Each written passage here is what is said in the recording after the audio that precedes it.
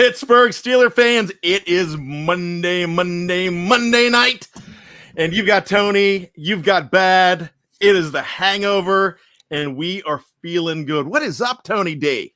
I'm doing great. I am. It's Monday. It's warm. It's the beginning of summer almost. I guess it is summer. I'm doing fantastic.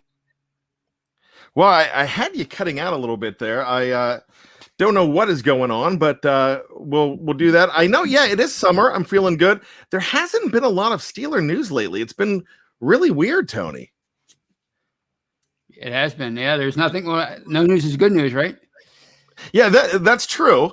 We were hoping we'd get some Malik Hooker stuff because, like I said, I wanted to get my wife a Hooker jersey. That's not going to happen. So we've got to think of some more crazy things. Well, you never know. Did he sign with anybody yet? I don't think so. No. So you never know. But you know what, Tony? I was thinking, you're my boy. I dig you. But just like, I talked about getting like a Hooker jersey, maybe to spice up things, maybe it's time you and I spice things up. Ooh. I mean, are you like on Craigslist? No, we're not going to be wearing like crazy animal outfits or anything like that on the show. But okay. What I want to do, I was thinking, you know what? They did it on the Brady Bunch. Remember you watched the Brady Bunch growing up? I'm sure you did, right? Oh yeah, right. So you had the three boys. You had Greg, Peter, and Bobby on the other side. You had Marsha, Jan, and Cindy.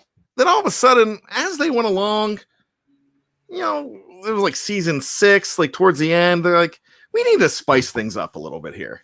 We need to bring on a cousin Oliver. They had to bring on a cute kid. Yeah. So we don't have any cute kids here at BTSC, but we have the coolest West Virginian ever. And I lived in the state. And Jeff Hartman's a West Virginian, and it's not him. Right. It's not him. We are going to bring, if you are familiar with the editorial side, and remember, this is just not a podcast platform. We were born from the editorial side. So what do we want to do is we want to bring in one of my favorites from the editorial side, one of the few that always, when everybody was lambasting me on the comment section on anything that I wrote, this is the guy that stuck up for me most. So He's always been in my good graces. Ladies and gentlemen, let's welcome Shannon White to the Hangover. Woo! Shannon White. Hey, hello. What is up? Hey, I'm just honored. I mean, I'm here with the notorious BAD and the Tone Defeo. I mean, I'm here I feel privileged. Yeah. So now, trial by fire. We've got to ask some questions here. How are you with obscure movie references? I love movies. I'm pretty good. Do you like 80s stuff? Oh yeah. All right. What's your favorite 80s movie? I'm a Rocky fan. Oh, so all the Rockies, that's my favorite genre. But favorite 80s movie, man, that's gonna be a tough one. I don't know. Like I said, there was a few Rockies in the 80s. Yeah, there was. I mean, I remember, of course, you had Rocky 3, who Tony was like, bring that up. My favorite quote from that is, and I tried to repeat this for my wife, and she just laughed at me like I was a complete idiot. But when they're at the ceremony with the statue, and Mr. T as Clubber Lang comes out and goes, "Hey woman, and they're like, "Oh, everyone's hey woman!" scared. He's like, yeah, "Why don't you come up to my apartment, and I'll show you what a real man is like." So he went from bad I love guy Mr. T in that to movie. like, he was so over the top. I can't get enough of Mr. T. All right. More important though, this is a Steelers show. We are going to talk a lot of Steelers. Who's your favorite 80s Steeler? Well, I liked Barry Foster a lot. I consider Woodson and Lloyd both 80s because that's when they were drafted. And Lloyd was my favorite. So I guess I'd have to say Greg Lloyd. All right, that's good. Now, to see if you're going to stay on the show. Uh-oh. There was a running back that early on in the 80s wore number 44. For most of his career, he wore number 30 for the Steelers. He only played for the Steelers. He had an 8-year career from 1980 to 1988. Tony and I, this is one of our favorite Steelers. So if you could tell us who that is, and if you can't, that's fine. But if you don't like this guy, you can't stay on. Uh-oh. Oh, goodness. And he wore 30? Then he wore 44. He wore 44 first, but most of his career, he's known as number 30. Mm. And in the 80s. In the 80s. It ain't coming to me. He is the 6th leading rusher in Pittsburgh Steelers history. And is that Frank Pollard? Woo! What are your thoughts on Frank Pollard? Oh, I loved him. He was a bowling ball. You can stay. You can stay. Right. He was hard to tackle, man. Yeah, because he had no legs and arms. He was awesome. And he was a late round pick. Yep, that's right. He was an 8th round pick. And I don't remember him being 44. I remember him as 30. That's why very early in his career when he first came in, when he was a rookie, and maybe, I believe, if I'm not mistaken, it was 80 and 81, and then in 82 he became number 30. Now, the thing about Frank Pollard, this guy, as a Texas schoolboy in high school, won his high school's track championship. Serious? By himself. Oh. He won his high school. He was the entire track team and won it all. So that's absolutely awesome. So if you like Frank Pollard, you can stay on the show. That's no problem. Oh yeah, I'm a big Pollard fan. Yeah. All right. So that's good. So Tony and I go back to the 80s a lot in the show, and hey, we're gonna do that again. But what we're gonna talk about today on The Hangover, and we're a little more unorthodox on The Hangover. Sure, we talk about news of the day. Really not much news of the day going on. We're waiting to see if there's going to be another signing that we talked about, the possibility of Malik Hooker at the beginning. Doesn't look like that's going to be happening, but you never know. That could come out again. The only other news is really not Steelers news, but it's former Steeler news. And I want to talk to you guys and ask you your thoughts about Le'Veon Bell. Now, we're not going to talk about whether he's ever going to be welcomed back into Pittsburgh again, because we're going to that's going to be that is going to be Let's Ride coming up on Wednesday. So check that out with Jeff Hartman. It's going to be great. But what are your thoughts on Le'Veon Bell? Is this a guy that just can't play anywhere anymore? Because if you're going after Andy Reid, I'm not an Andy Reid fan. I'm probably one of the few people that isn't. Everybody loves Andy Reid. I'm not a fan of his, just because as a Steeler fan, I've watched him tank a lot of games at the end of the season when they're already in, and when he played nobody and the Steelers needed. So that's why I have a grudge against him. But that's just me being a selfish jerk sometimes. But what I'm saying, and I'm going to ask you first, Tony. Le'Veon Bell, has he turned into the guy that is more toxic now than Antonio Brown? I think, well, he's definitely in denial. I know that. I don't know if he's definitely, he's not the same running back he was. And I think we saw that in 2017. We started to see the cracks in the wear on the tread and the tires in 2017. He still had a really good year, but he really fell off from 2014 through 2016, those 3 great years. And then 2018, he held out. 2019 with the Jets, he was okay. Last year, he was just a sub. You know, he went 254 yards all year. Is that what he had? And I just think he's in denial. He's done. You know, once these running backs fall off a cliff, there's usually no going back after that. So I just think he's done, and he's looking for people to blame. Like the safety from the Chiefs said, these fellows always need someone to blame. Shannon, we have a situation where we don't have to recount his exit from the Pittsburgh Steelers. We know how that came about. I still think that he was, at the time, I was actually defending him a little bit because he was listening to his agent. But then he leaves the Jets, sounds off on the Jets. Now he's leaving. Well, he's not leaving. Nobody's offering him anything. And now he's saying, I will never play for Andy Reid. I have never heard anybody say that, a player say that about Andy Reid, that I would never play for him again. Yeah. So what are your thoughts on that? Is this guy toxic to you? Well, I wrote an article when he was going through his holdout, and legacy matters. And I've received a lot of criticism about it because I understand, getting top dollar, getting what you can get. But the long-term value of the legacy, if he'd have stayed in Pittsburgh, which was really a great fit for him. The offensive line, they built that to his strengths. And the offense was revolved around him. Yeah, he got a lot of touches, and they said that Tomlin overused him. But that's, if you're going to get the top dollar and you're going to be, talked about as having all-pro potential, you got to be a workhorse. And he was getting bad counsel. I think it would come from his agent and from his entourage. His own mom was telling him, you need to stay in Pittsburgh. And, if it's huge money difference, but he ended up, after holding out, he got less money than he would have had if he'd have stayed in Pittsburgh and played the whole time. And I just think that you can't take a year away, of being at the premier athleticism. He was at the peak of his talent, and you take a year off, he's never been the same, and he won't be.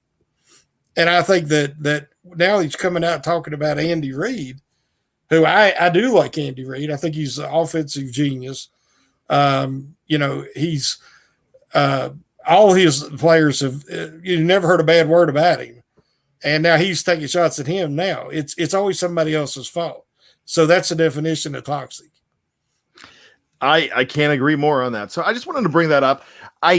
Somebody just put in the live chat, and I want to bring this up. Steeler Chick 46. Steelers offense now being built around Naji. Yeah. So I don't worry about him coming back. I just don't think it's in the cards, and this toxicity doesn't help. So I would absolutely say that, he is just in the rear view mirror.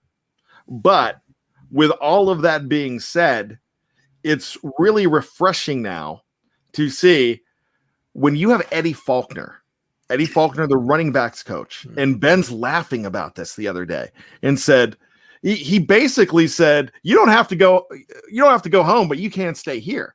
We got to go home sometimes. And when you have a player like that, it's infectious.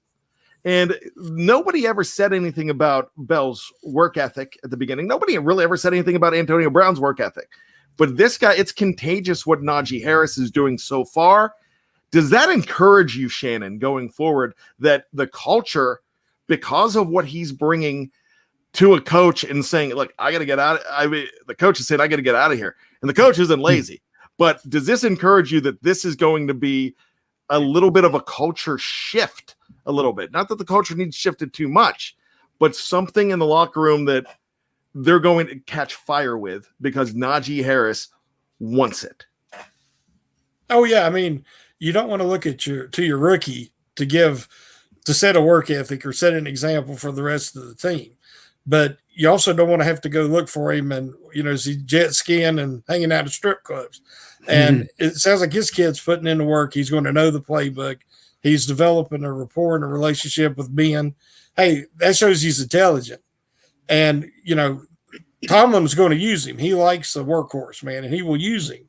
And so far, everything, Harris checks all the boxes. And it's very exciting. It really is. Shannon, look, I just got to say this to you, and I don't want to offend you at all, but we've got to make sure that we don't offend Tony on the show, because when you say jet skis and strip clubs, you just described COVID-19 for Tony. Oh, I didn't know that. Sorry. Well, that's right. I beg humble pardons, man. Humble pardons. Well, that's okay. That's okay. I mean, I'm easygoing, but I don't. But that's a rough memories for me. But it's okay. Right. Okay, the pandemic's almost over. Yes. So Tony Defeo. Yes, sir. He has not played a snap. Would you trade Naji Harris right now for anybody else? No, I mean, I like him. I love him. I love his personality. I watched that 4-part series on YouTube about a month ago, and I just love him. I think he's going to be a star, and he's going to be a star on and off the field, and I think he's going to be a team leader. Maybe not this year. You don't, like Shannon said, you don't want your rookies to be setting the tone as far as leadership, but I think eventually he's going to be that guy. He's going to be the toast of the town. Shannon White, do you feel that Naji Harris could be a throwback to yesteryear? Oh, definitely. He's kind of an old school runner, and he really likes to pound it in there. And of course, now he's also an excellent receiver. He really don't have a major weakness. I think his speed will be better than a lot of people thought. I've heard people say 4.6, but I think he's actually a little faster than that. And with that size, I mean, I remember when he was, being compared to some of the great running backs in the past, and for Alabama, and like Henry. And when Derrick Henry was a rookie, I worked with a guy, and he was like, "Man, look at this!" And he was watching like OTAs, some clips, and he's like, "Henry's so slow. He's so slow. It don't matter that he's big. He's too slow. He can't run away from anybody." I said, "He's going half speed. That's half speed." I said, "Wait till the game's starting." Sure enough, and I think Harris is going to be the same way. Some guys need the action to get that adrenaline going, and they run a lot faster than they do just, in a drill. Exactly. And they said similar things about Jerry Rice's speed when he came out. He had no problem getting away from anybody. Yeah, that's right. Let me bring up Thaddeus here. Yes, I traded him for Mahomes. And now let me bring up Wes. And Wes agrees, but I wouldn't trade him for any other rookies.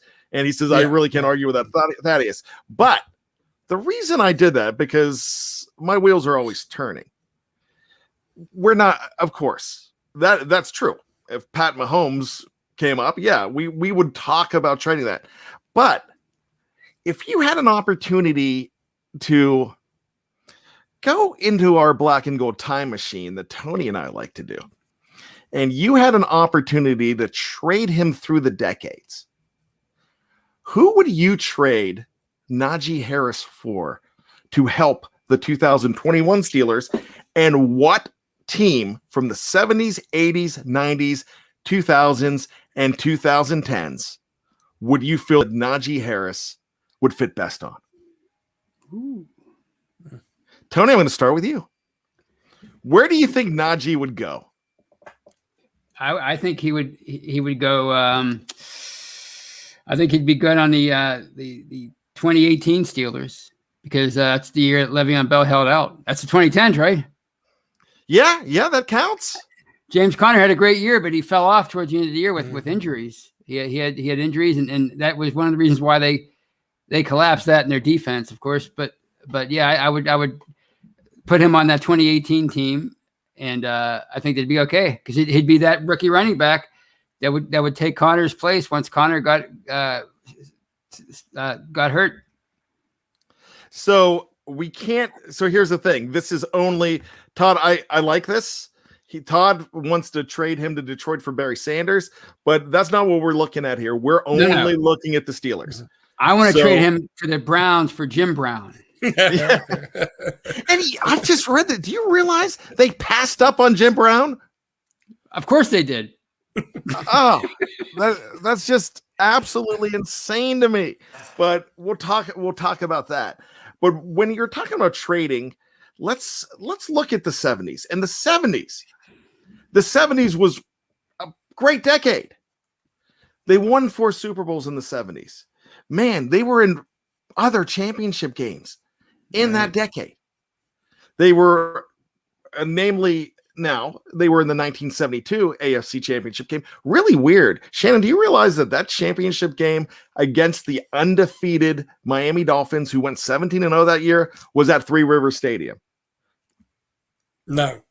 So that's the game that followed the Immaculate Reception. So there was more of a rotation back then. That's what, is that correct, Tony?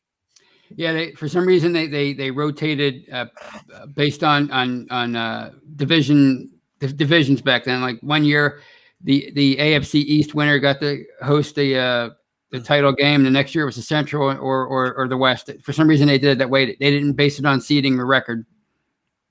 And now we always talk about we talk about the 1976 team possibly being one of the greatest defenses of all time. People bring up the 85 Bears. They bring up the 2000 Ravens as having just amazing defenses, which they were. And I'm not going to argue with that. But that was an amazing team. That team, they lost Bradshaw for 6 games. Krusek comes in and did not throw a single touchdown pass in 6 games. Remember, Ben Roethlisberger broke that record. For Mike Krusek started his career 6-0. And then Ben just smashed it. But that team was so good. Then they lost a bunch of guys, including they lost their punter. Did they lose Jarella too that year? But they lost Franco and they lost Rocky Bleier for that AFC Championship game, and it just was not meant to be. But that could have been 3-0. So yeah. We do have a question here. I'm just going to break in, and because I'm going to get to the 70s in a second. Wes has a question, though. Serious question. Shannon White, no judgment, but is that Pikachu over your right shoulder? He's asking? Because I can't see. Over my right shoulder. No, I don't guess. So apparently there's no Pikachu there. So no. There you go. It was just a question. We just broke it. I don't even know what that is. So let's do the 70s here. And I am going to actually I'm going to start out with Tony here, and I'll let him take mine if he wants to. But Tony, even though the 70s were perfect decade, not the perfect decade, but they were an amazing decade for the Steelers. How would you improve that 70s team? Oh, that's simple. I think I know where you're going. I'm going to take the other one. Okay. I would put Josh Miller, my favorite Steelers punter of all time. Ooh, he's a smart ass. I like that. And he's left-footed. And I would put him on that team because Bobby Walton was bad, and he's one of the reasons why Chuck Noll won for it on 4th and 9 at the end of that Super Bowl 10 game, because he was afraid that Walden would either drop the snap or have his punt blocked. Wow, that is fantastic. I absolutely love that, Tony. The greatest punter in Steelers history. Well, would you agree, Shannon, that Josh Miller is the greatest punter in Steeler history? Wow, that's really none of the Steelers kickers in the 70s were really outstanding. If you look at the percentages and the averages, and they won a lot of games in spite of their special teams, their kickers at least. But I guess it's a very low bar. I'm gonna agree with Tony. Not only was he the best punter in Pittsburgh Steelers history, I will take him over a Craig Colquitt, a Mark Royals, even a Harry Newsom.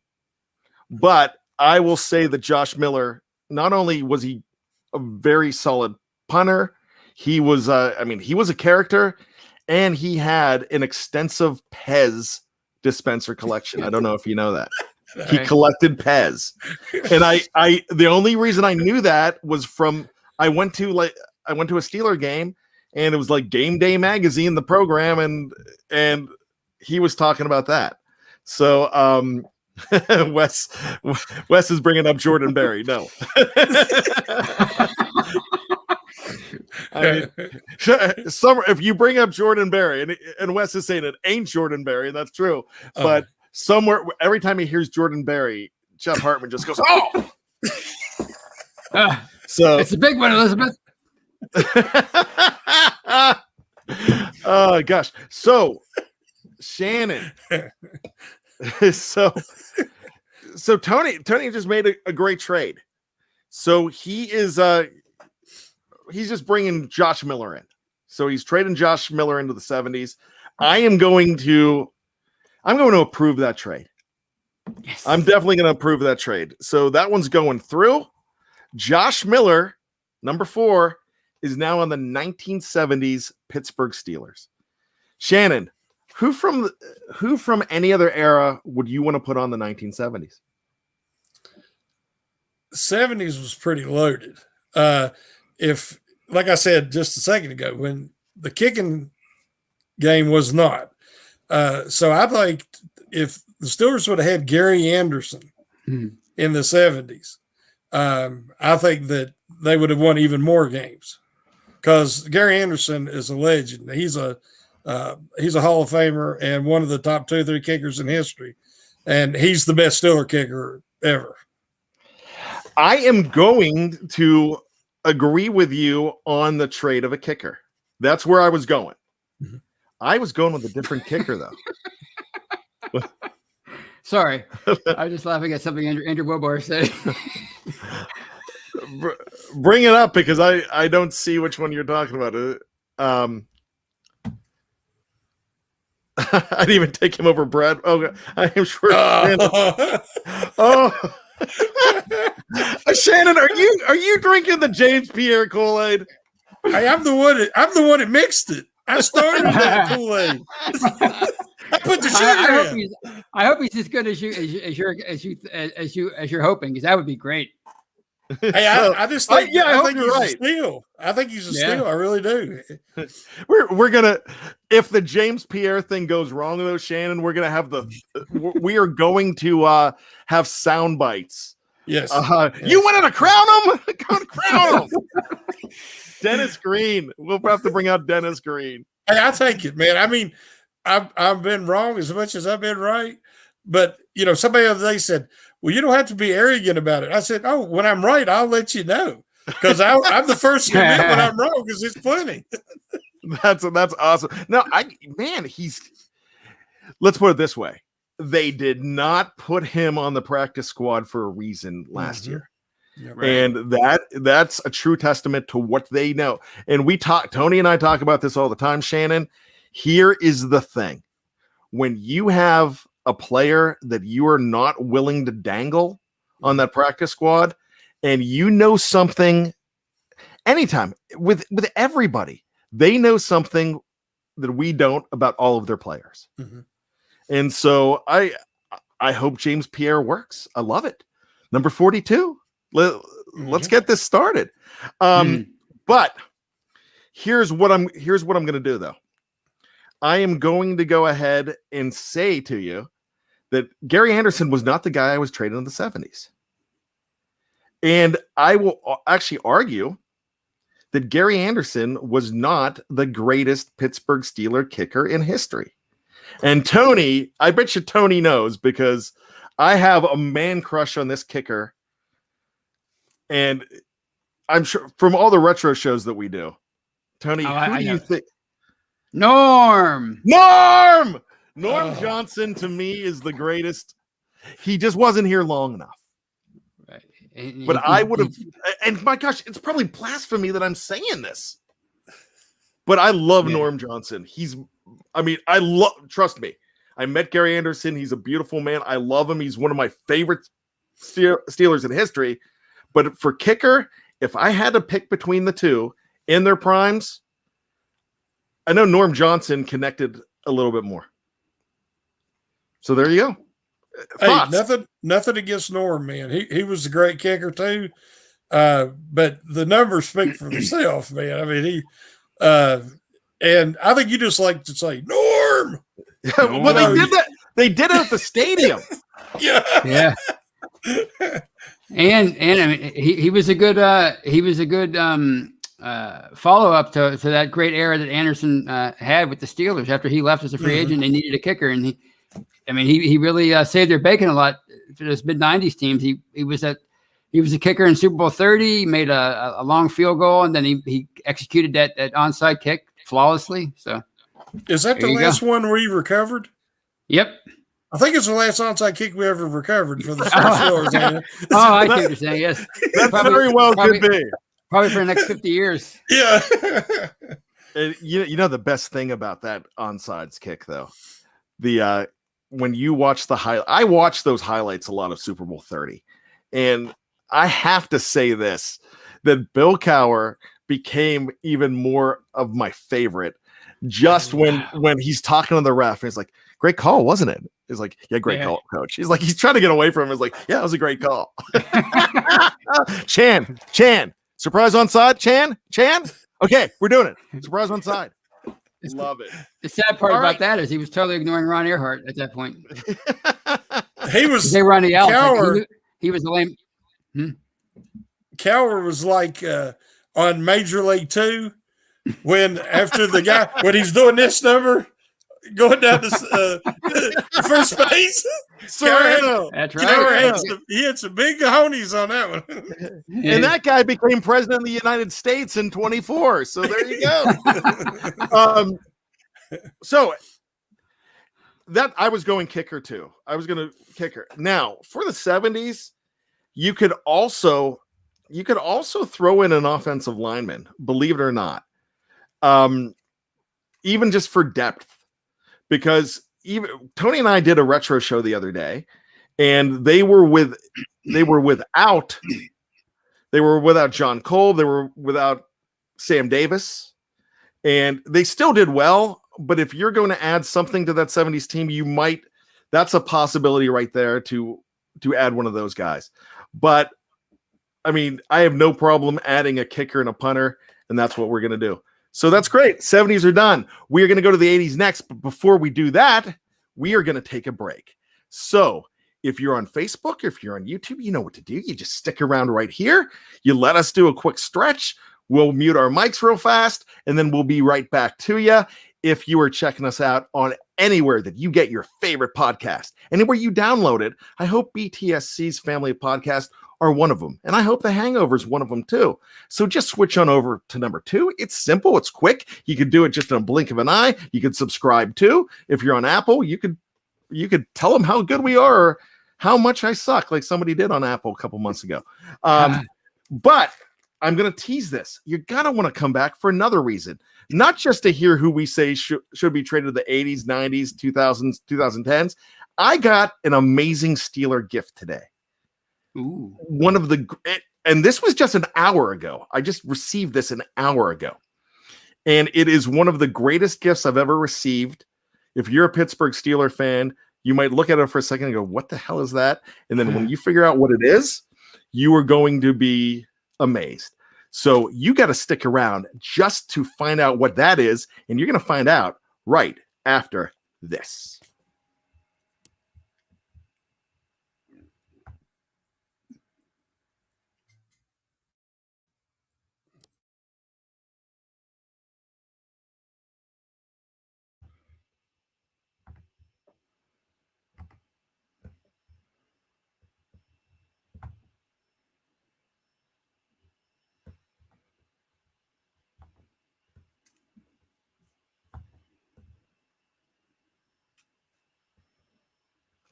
All right, let's get back to it. My name is Bryan Anthony Davis. Alongside me is Tony Defeo. Shannon White has joined the fun here as well.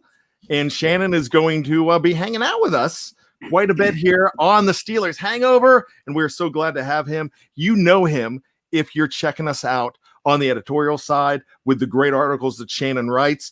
Also, Shannon White, I just found this out. He is the founder of the James Pierre fan club. He has a poster. I talked to his family. He has a poster of James Pierre in his bedroom. And that is just absolutely amazing. So I hope he's right. I love it. So I got to say this before we get started, and I tell you about the gift and we get back into this. If you're not checking out the audio only podcasts, you need to do it. If you're not checking out Let's Ride, this morning's Let's Ride was phenomenal with Jeff Hartman. Tomorrow, the live mic with Michael Beck. Wednesdays and Fridays, again, you're going to have Let's Ride. Then the Steelers Stat Geek, one of my all-time favorite shows with, this guy comes out with amazing stuff, and that's Dave Schofield, co-editor Dave Schofield. He finds the stats, and he works. If you bring up a stat that he needs to go look for, he is tireless when he does it. So it's absolutely amazing. And there's great music on those shows as well. And that's courtesy of the Jerry Cherry Band, who is welcoming Shannon to the show. So when you hear that intro and outro, on those AM shows, it's Jerry Cherry, and he is absolutely phenomenal. Check him out on his YouTube channel as well. So this is what I want to tell you. Not only those shows, but Tony and I, we're in the mix with our AM show, the Retro Show. It's a great chance to go back in time. It's another unorthodox show. You're getting all these new shows. We like to go back into our black and gold DeLorean, and we check out games from yesteryear. It gives us an excuse.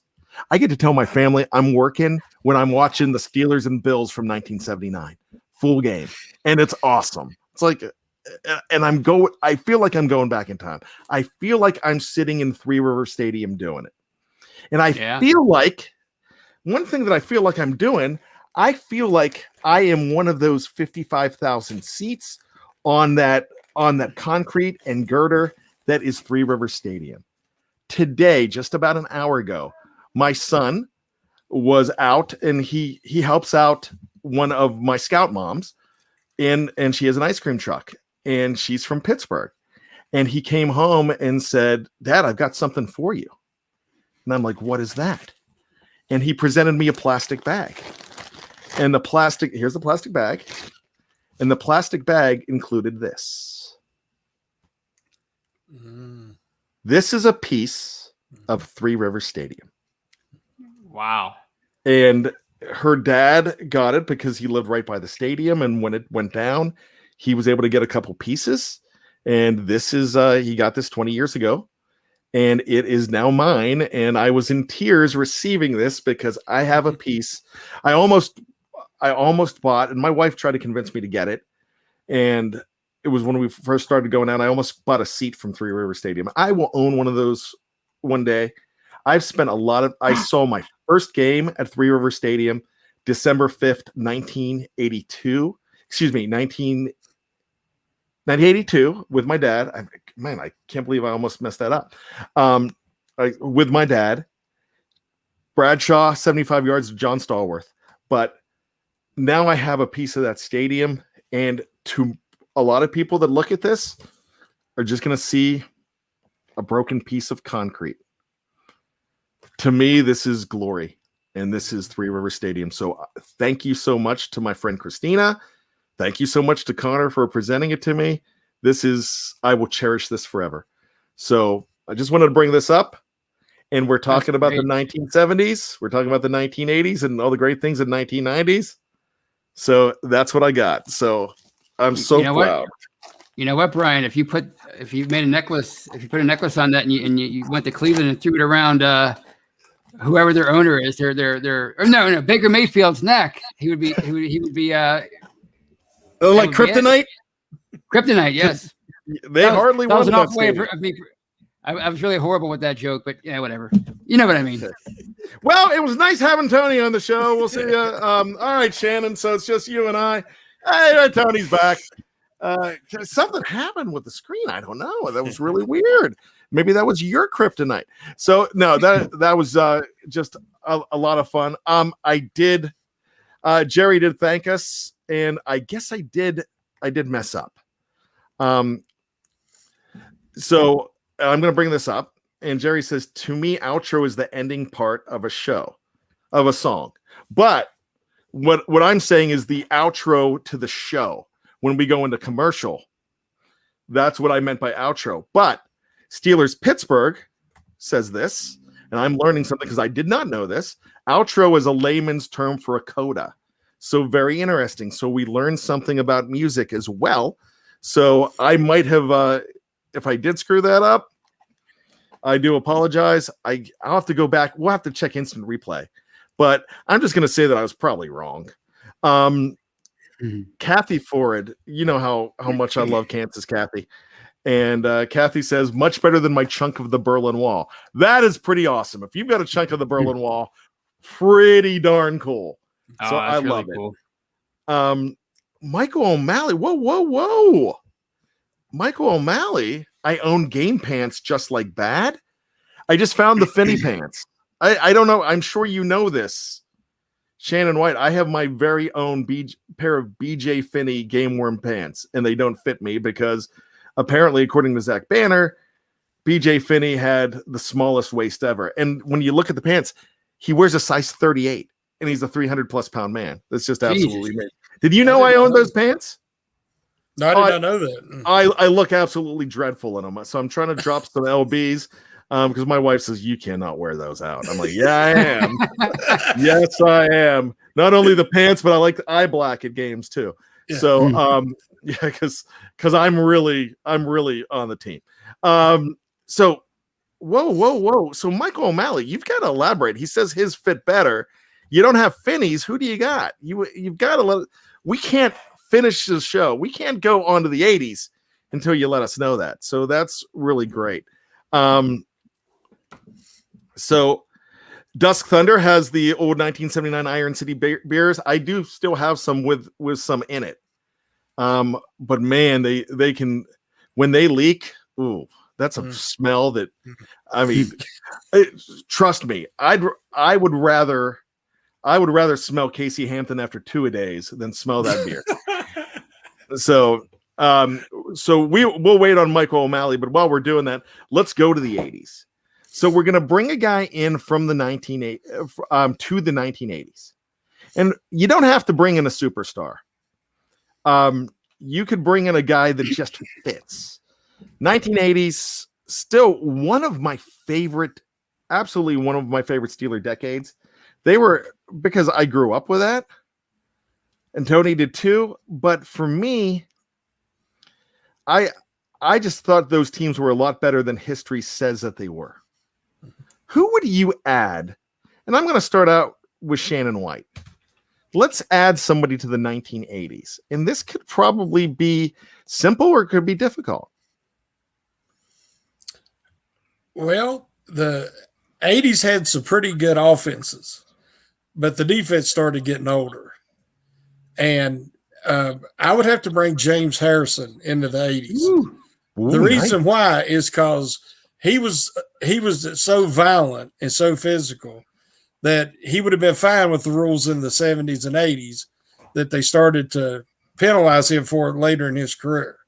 And I think that he would have been a great addition with his physicality. That would have been perfect for him. I love Debo there. Tony, thoughts?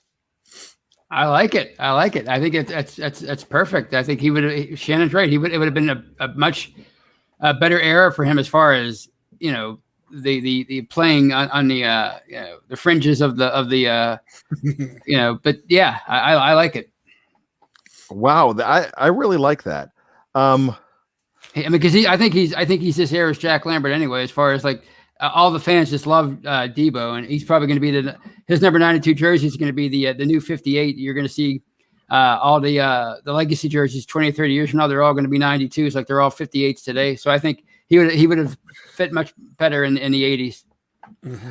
Here's my question, and Tony just brought him up because he was a middle linebacker, so you're not replacing Jack Lambert, but Jack Lambert was gone after the 84 season. But could you imagine Debo and Jack Lambert on the same team in the same locker room? I mean, they talk about the bad apples that were the Oakland Raiders with Atkinson and Jack Tatum. My gosh, these guys, man, they would have been the criminal element, and not in a bad way. They would just, you would lose before you got into that stadium. Is what I'm saying. You'd be totally intimidated. So that would be absolutely awesome. I would love that.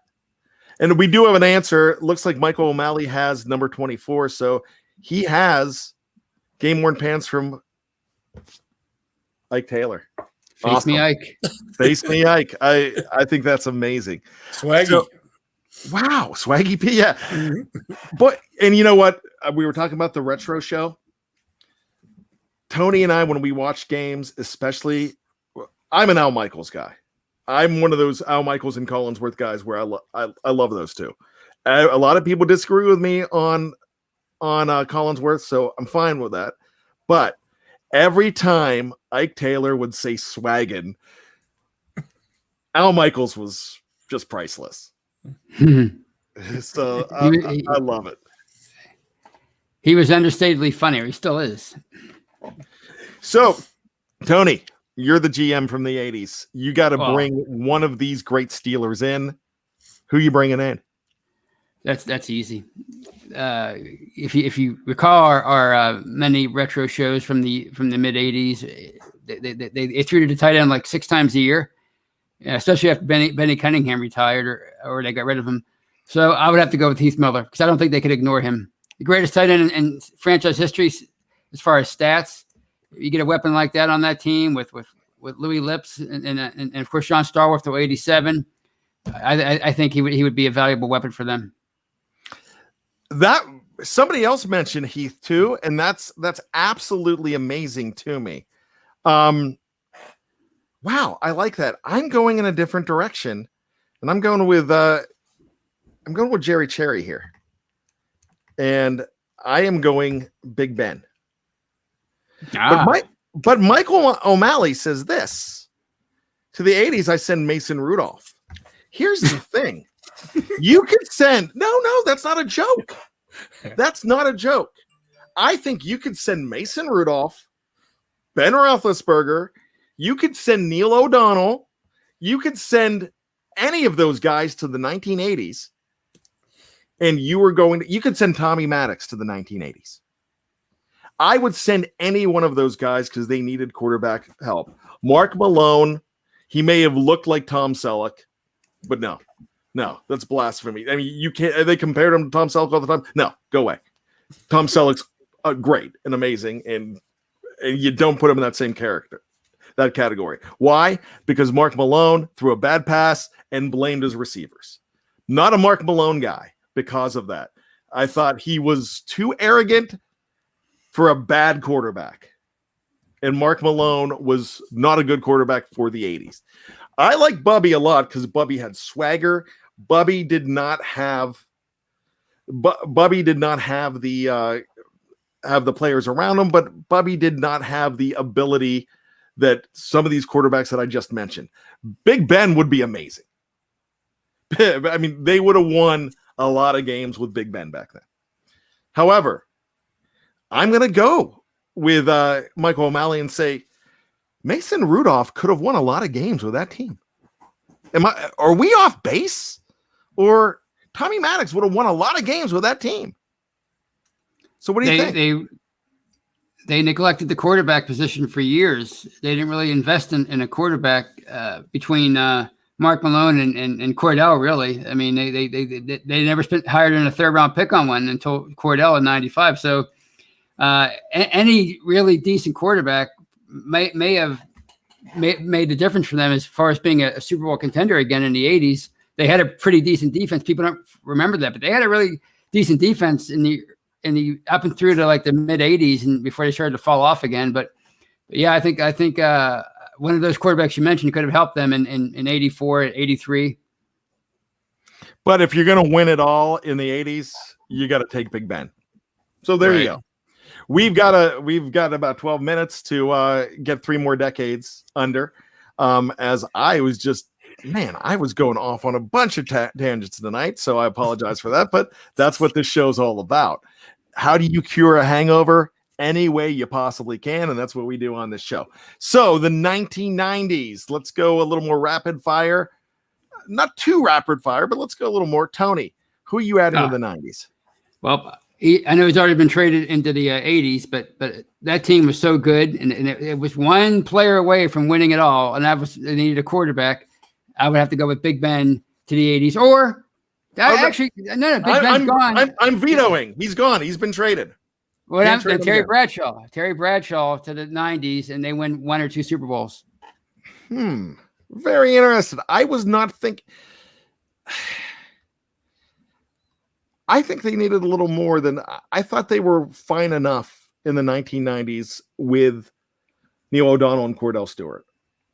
I thought maybe you could have gone a different direction, but I'm going to accept that trade. Shannon White, where are you going in the 1990s? I wanted to say something about the 80s that I'll forever wish we had drafted Dan Marino. Oh, and I'll just leave it there because they would have won at least 2 to 3 more Lombardi trophies if they would have picked him. But as far as the 90s go, that I agree with Tony. I was going to say Ben, because I don't think that the quarterback position was up to par in the 90s, and I think that cost them at least one Super Bowl. I think they could have went with a better play where they lost to the Chargers in the AFC Championship game. That game shouldn't have been that close. Junior Seau played out of his mind that day. I'll never forget that. One of the best defensive performances I ever seen. But the Steelers had the better team. But I would probably go with somebody along the lines of Franco Harris. I don't know if I could take a guy from the 70s. You can, yeah. That Super Bowl team didn't really have the running game.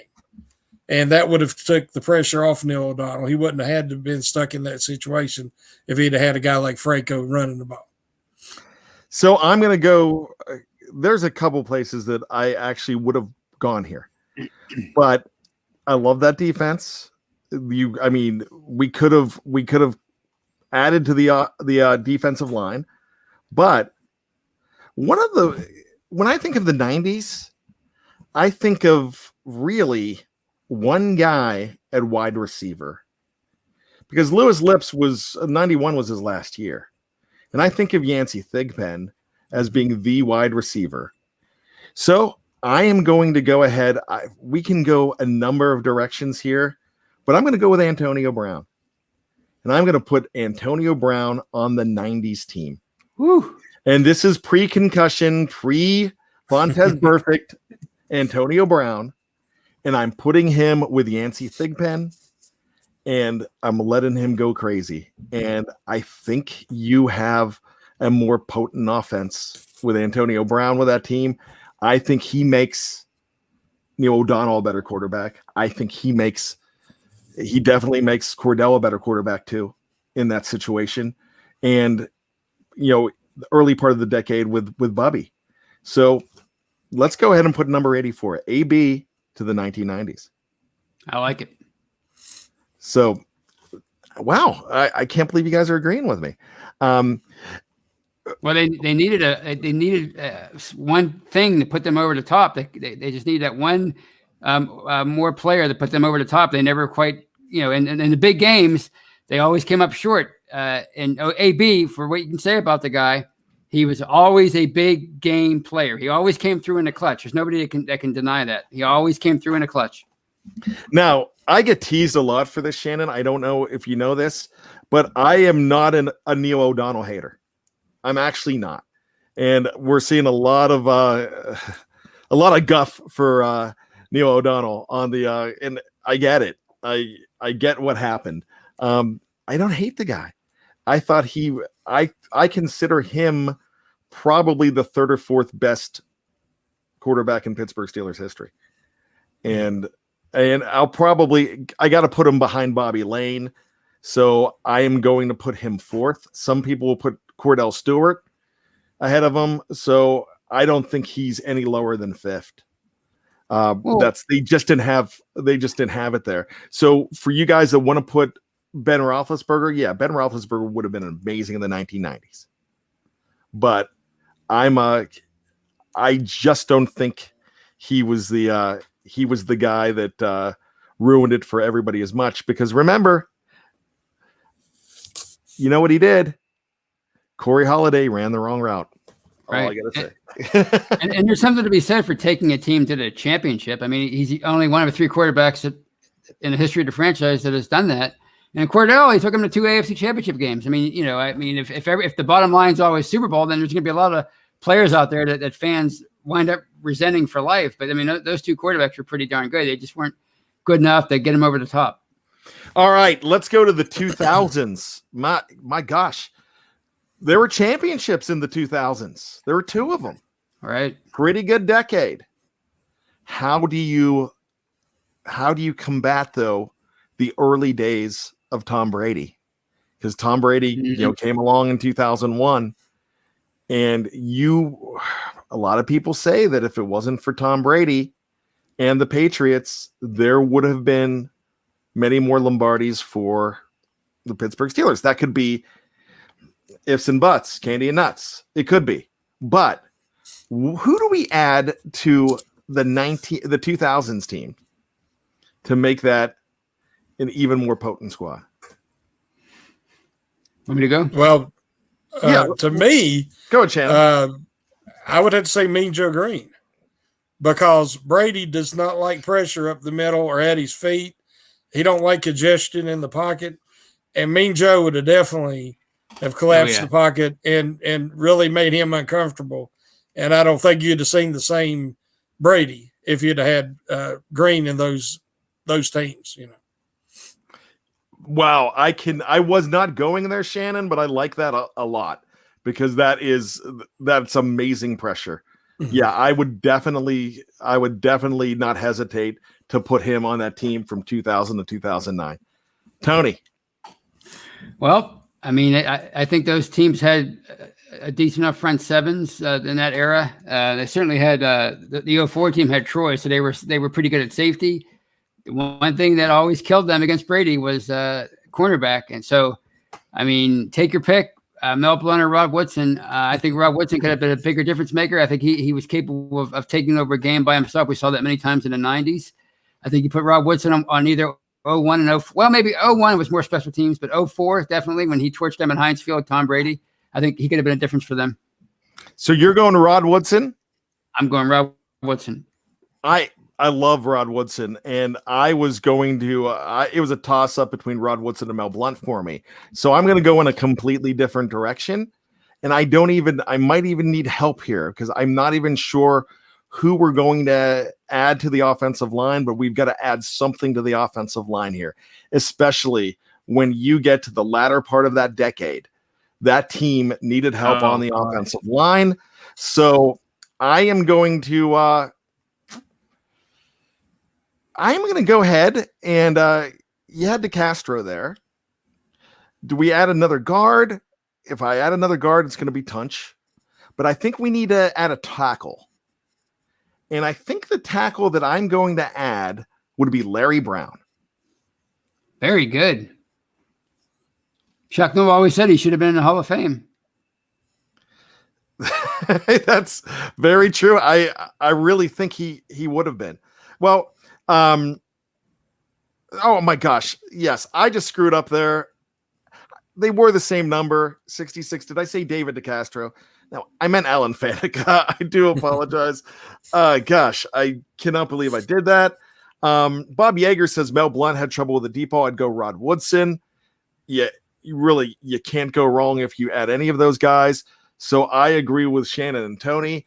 But what I'm doing is I'm throwing in Larry Brown, because I want them to be stronger at that tackle position. He was a right tackle, but man, he could have played left tackle. I mean, that guy was amazing. He's one of those guys that is not going to get the credit that he does, because those teams were great. Shannon. I know you love Neil O'Donnell, and everybody knows. I didn't say love. Everybody knows me and reads some articles. I'm not a fan, and I'll leave it at that. But would you please quit mentioning Larry Brown? I have nightmares about Larry Brown to this day. Okay. The other Larry Brown. Number 79, number 87 at tight end, then number 79. So but his name has been cursed now because of that Super Bowl.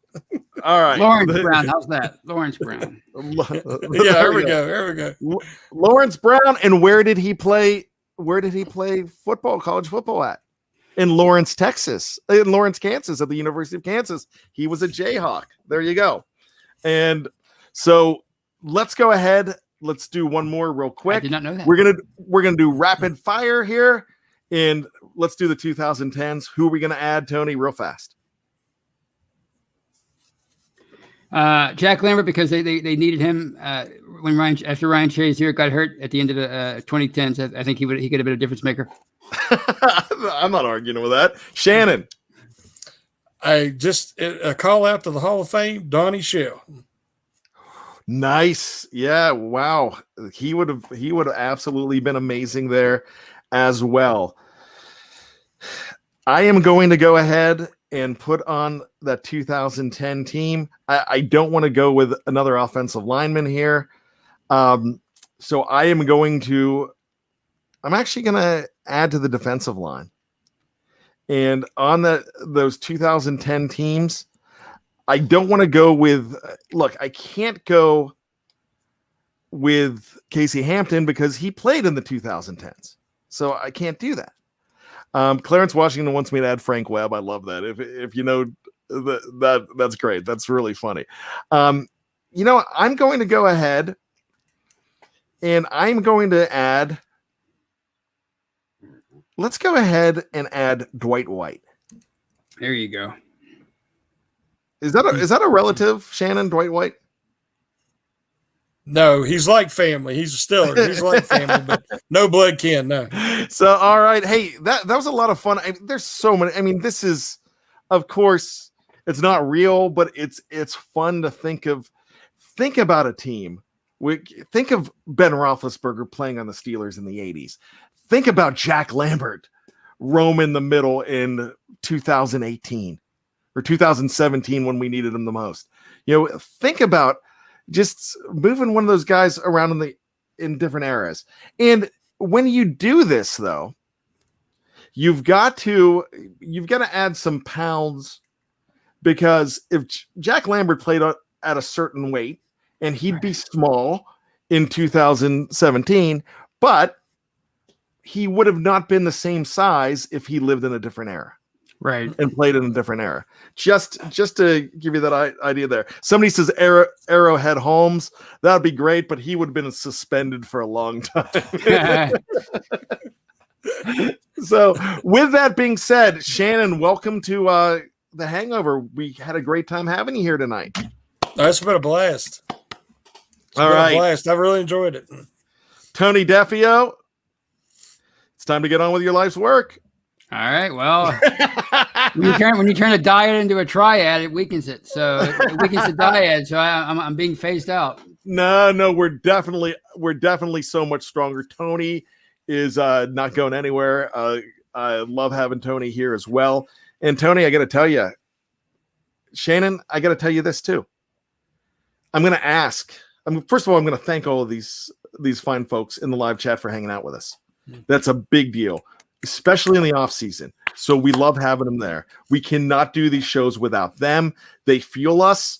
So look at these names, get used to them, because they are here and they never leave us. So if you're in the live chat, or if you're listening to this right now, if it's Wednesday and you're listening to this, we're recording on Monday, but you're just as important. I just don't know your name because you're listening to it, not live. But you're just as important, and you fuel us as well. So thank you so much. And I ask you all to do 3 things for us. The first thing is be safe. We need you. Be true to yourself is the second thing. Definitely don't be anybody but you, because that's what makes you special. Mm-hmm. And number 3, always, Tony, take it. Be behind a steel curtain. All right, for Tony Defeo and Shannon White, my name is Bryan Anthony Davis. And just when you think you've got all the answers, we keep changing the questions.